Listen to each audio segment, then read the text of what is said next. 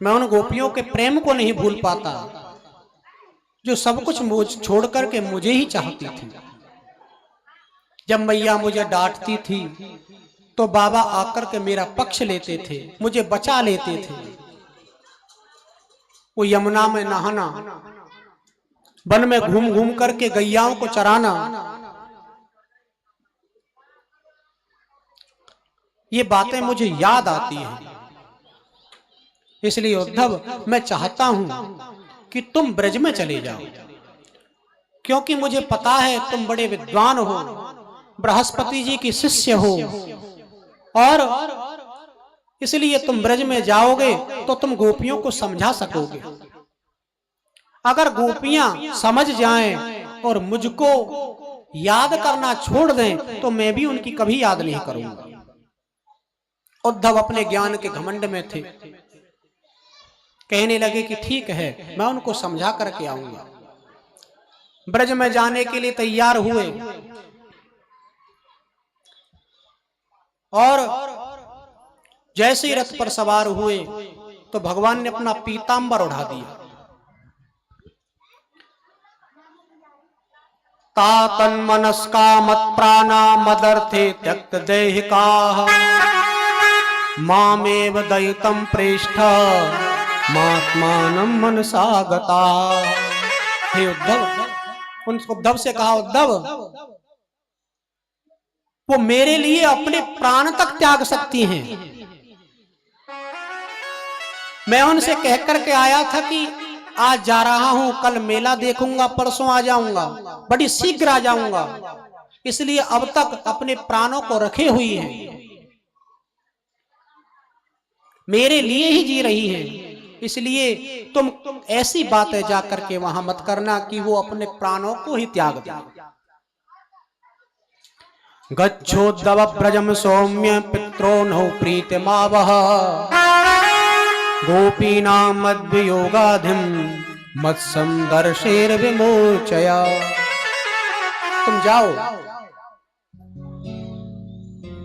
मैं उनको इसलिए नहीं भूल सकता क्योंकि वो मेरे को याद करती रहती है, वो मेरे ही आश्रित हैं। अनन्याश्चिन्तयन्तो माम ये जनाः पर्युपासते तेषां नित्याभियुक्तानां योगक्षेमं वहाम्यहम्। मेरे आश्रित हैं, इसलिए मैं उनको भुला कैसे दूं? वो मुझे भुला देंगी तो मैं भी उनको भुला दूंगा। उनको जाकर के समझाओ। उद्धव जी अपने ज्ञान के घमंड में रथ पर बैठ करके ब्रज की तरफ चल दिया। जैसे ही रास्ते में जाने लगे तो झाड़ियों ने उनके वस्त्र पकड़ लिए, मानो समझा रहे हो, उद्धव तुम अपने ज्ञान के घमंड को लेकर के ब्रज में मत जाओ, क्योंकि तुम्हारा ज्ञान का घमंड वहां नहीं चलेगा, तुम्हारे ज्ञान की वहां जरूरत ही नहीं है। वहां तो भक्ति का रस बहता है, प्रेम का रस बहता है। चले मथुरात जब उधो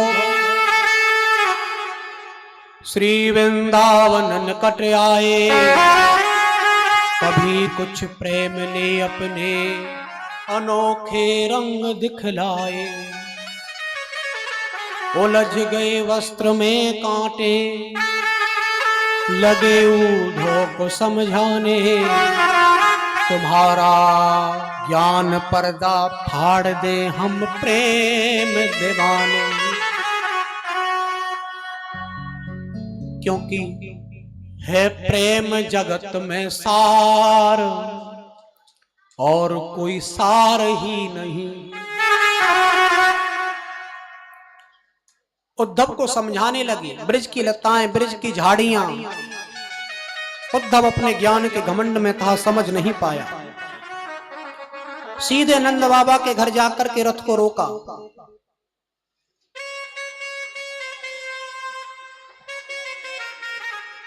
यशोदा मैया ने जैसे ही देखा कि पीतांबर ओढ़ करके कोई दरवाजे पर आया है, समझ गई कोई कि मेरा कृष्ण का कोई प्रिय है, उसका संदेश लेकर के आया होगा। हाथ पकड़ करके अंदर लेकर के गई, जलपान कराया, विश्राम करने का समय दिया। जब विश्राम कर चुके उद्धव जी, तब यशोदा मैया और नंद बाबा उद्धव के पास गए और जाकर के भगवान की कुशल पूछने लगे कि भैया अपि स्मरति नः कृष्णो मातरम सुहृदः सखी गोपान ब्रजम चात्मनाथम गावो वृंदावनम गिरिम। हे उद्धव, क्या कन्हैया अभी भी हमको याद करता है?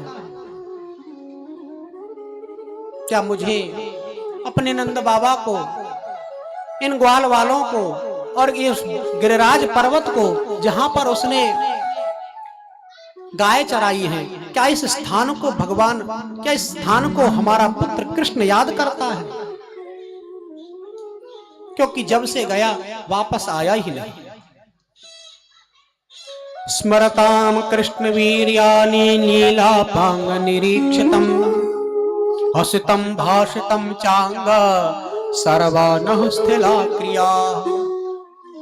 उद्धव, हम जैसे कोई कार्य करती रहती हैं, दूध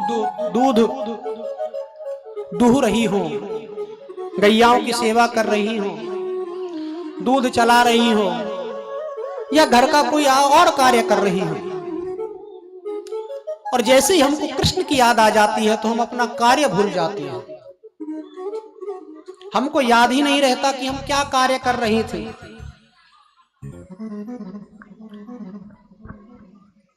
क्या कन्हैया भी हमको वैसे ही याद करता है?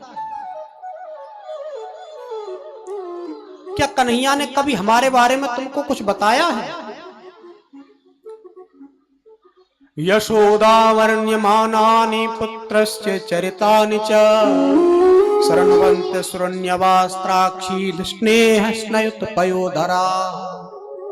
यशोदा मैया ऐसी बातें पूछने लगी उद्धव से, और ऐसी बातें करते करते यशोदा मैया के स्तनों से दूध निकल आया।